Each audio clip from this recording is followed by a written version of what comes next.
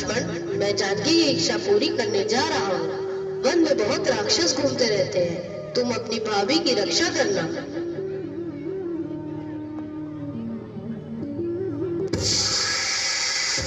आए लक्ष्मण, लक्ष्मण बचाओ, लक्ष्मण।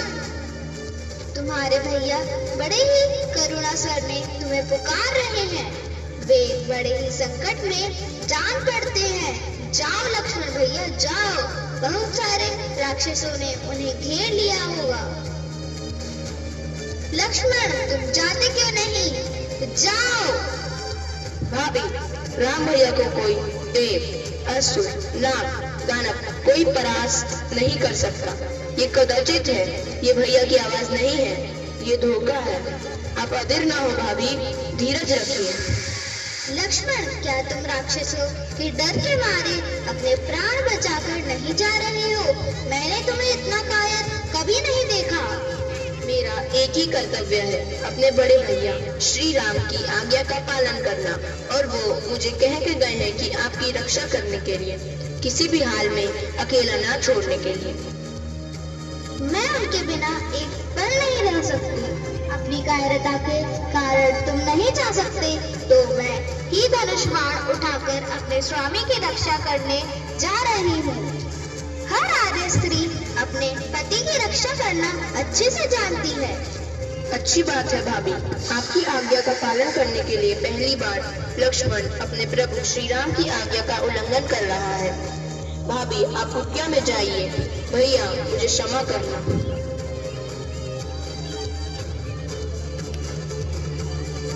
माता, गुरु की दी गई मंत्र शक्ति से मैं यहाँ एक अदृश्य दीवार बना दी है।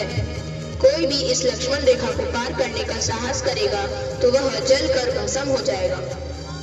इसीलिए माता, मेरी आपसे विनती है कि आप किसी भी परिस्थिति में राम भैया के आने तक आप इस रेखा के बाहर कदम ना रखिए।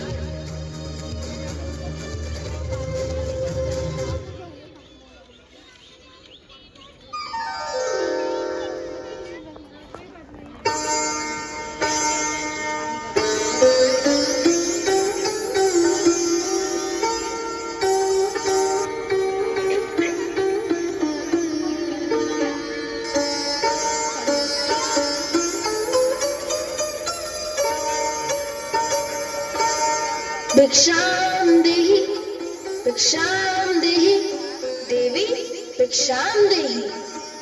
प्रणाम महात्मा, कल्याण हो।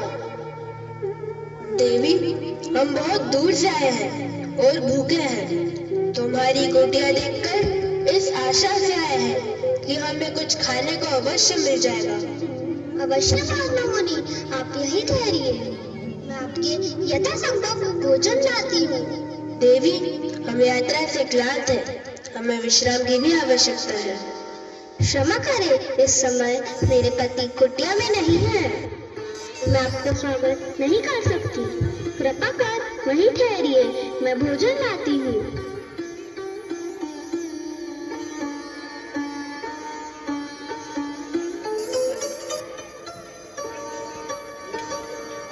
मुनिराज, मैं आपके लिए भोजन लाई हूँ। ले आओ देवी, अब हमने आसन जमा लिया है। यात्रा से थके हुए हैं, बार बार उठा नहीं जाता। जो कुछ देना है यही ले आओ। भगवान, मैं सीमा से बाहर नहीं आ सकती, आप ही को कष्ट करना होगा।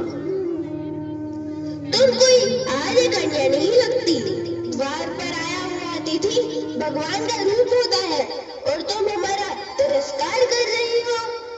नहीं नहीं अतिथि देवता, वास्तव में मेरे देवर मेरी